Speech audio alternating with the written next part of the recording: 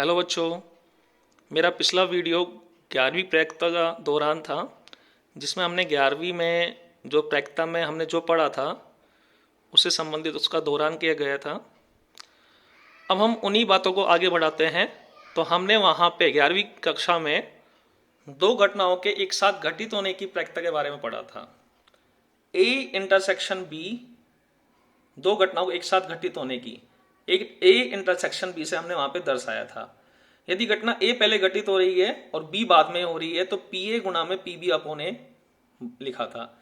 या फिर बी घटना पहले घटित हो रही है और ए घटना बाद में घटित हो रही है तो हमने उसे P B into P A upon B से दर्शाया था। तो इन दोनों बातों से हम यहां पे ये निकाल रहे हैं कि बी की सहप्रतिबंध प्रायिकता, हमने इस संकेत को बी की सहप्रतिबंध प्रायिकता बोला था और इस संकेत को हमने ए की सहप्रतिबंध प्रायिकता बोला था। तो यहां पे से ध्यान दीजिए, हमने ए का पक्षांतरण किया और यहां से बी का पक्षांतरण किया तो बी की सहप्रतिबंध प्रायिकता का फॉर्मूला ये आया और ए की सहप्रतिबंध प्रायिकता का फॉर्मूला ये आया। अब हम यहाँ पे सहप्रतिबंध प्रायिकता की परिभाषा का ध्यान देते हैं। किसी प्रयोग की प्रतिदय समष्टि में एक घटना के घटित होने के सापेक्ष दूसरी घटना के घटित होने की प्रायिकता सहप्रतिबंध प्रायिकता कहलाती है। माना प्रतिदय समष्टि S की दो घटनाएं E व F हैं। यदि F के घटित होने के बाद E घटित होती है तब इसको हम संकेत में PE अपॉन F लिखेंगे। तो यहाँ पे स्पष्ट है कि E की सहप्रतिबंध प्रायिकता निकाली जा रही है F के सापेक्ष। Formula PE intersection F upon PF। ठीक है, यदि घटना E के बाद F घटित हो तो इसको हम संकेत में PF अपॉन E से लिखेंगे और यहाँ पे फॉर्मूला बनेगा PE intersection F upon PE। ध्यान दीजिए, ऊपर नीचे F है तो यहाँ पे भी F है और यहाँ E है तो यहाँ पे भी E है।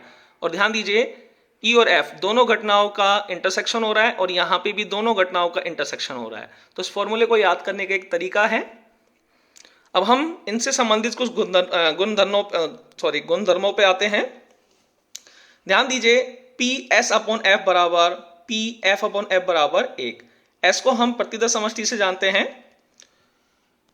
देखिए, एस इंटरसेक्शन एफ बराबर एफ कैसे, हमने 11वीं कक्षा में पहली प्रश्नावली है समुच्चय की, तो हमने वहां पे पढ़ा था जो सार्थिक समुच्चय होता है और जो उसका उपसमुच्चय होता है, तो दोनों का जब इंटरसेक्शन किया जाता है तो हमेशा छोटा समुच्चय आता है, मतलब उपसमुच्चय आता है। तो एस इंटरसेक्शन एफ बराबर एफ आया। अब हम फॉर्मूले को लेके चलते हैं, पी एस अपॉन एफ बराबर, तो देखिए दोनों का इंटरसेक्शन बटा में जो नीचे है वो नीचे आया, हमने फॉर्मूले का उपयोग किया सहप्रतिबंध प्रायिकता का। अब हम यहाँ पे मान रख रहे हैं एस इंटरसेक्शन एफ का मान एफ रख दिया, P F upon P F बराबर 1। तो पी एस अपॉन एफ बराबर क्या आया, 1 आया। इसी प्रकार पी एफ अपॉन एफ की बात करते हैं हम, तो दोनों का इंटरसेक्शन बटा में पी एफ।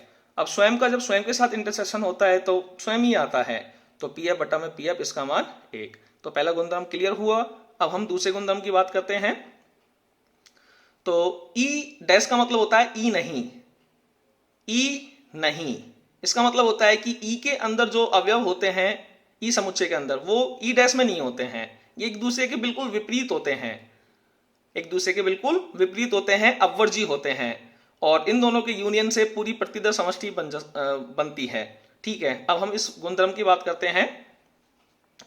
तो ध्यान दीजिए, हम स्टार्ट कर रहे हैं पी एस अपॉन एफ बराबर 1, जो हमने अभी अभी ऊपर प्रूफ किया है।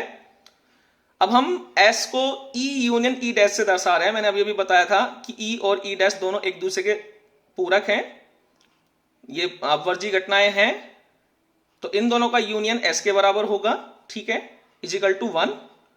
अब चूंकि ये दोनों अपवर्जी घटनाएं हैं, इन दोनों का इंटरसेक्शन फाई है, इसलिए हम यहाँ पे A यूनियन B के सूत्र की तरह है, यहाँ पे इन दोनों का यूनियन का सूत्र लगा रहे हैं।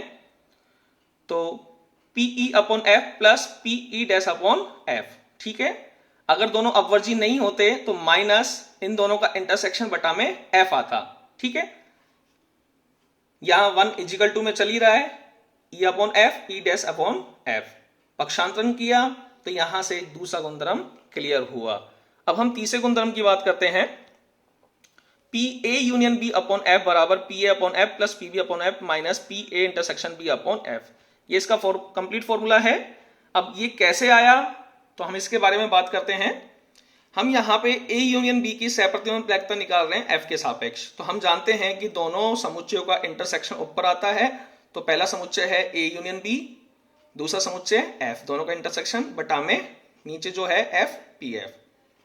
ठीक है, अब हम यहाँ पे बंटनता गुणधर्म का पालन करते हैं। ये बातें हमने 11वीं क्लास में सीखी है समुच्चय की प्रश्नावली में। वहां पे यूनियन और इंटरसेक्शन दो समुच्चयों के बीच में बताया गया है, उनके बंटनता गुणधर्म के बारे में बताया गया है।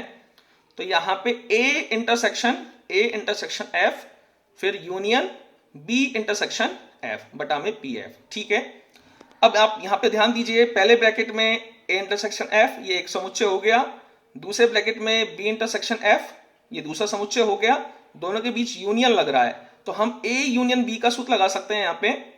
तो A यूनियन B का सूत्र होता है A plus B minus A intersection B। तो यहाँ पे A का रोल A इंटरसेक्शन F कर रहा है और B का रोल B इंटरसेक्शन F कर रहा है। तो P A intersection F plus P B intersection F minus दोनों का इंटरसेक्शन बटा में PF। अब हम इस बटा वाले PF को प्रत्येक के नीचे विभाजित लेके चलते हैं, तो हमने इस तरह से इसको दर्शा दिया। ध्यान दीजिए F दोनों तरफ एक ही साइड आ रहा है और सबका यहाँ पे जो साइन है इंटरसेक्शन का है, तो इसलिए F कॉमन आ गया, तो इसको हमने ऐसे लिख लिया। अब ये भी एक फॉर्मूले के रूप में हो गया, A इंटरसेक्शन F बटा में PF आ रहा है, तो ये A की सहप्रतिबंध प्रायिकता बन गई F के सापेक्ष, तो A अपॉन F ये B की बन गई और ये A इंटरसेक्शन B की बन गई। तो इस तरह से हमने इसके तीनों गुणधर्म के पालन किए। अब हम आगे की वीडियो में 16.1 के क्वेश्चनों को हल करते हैं। ठीक है, सब्सक्राइब करिए, लाइक करिए।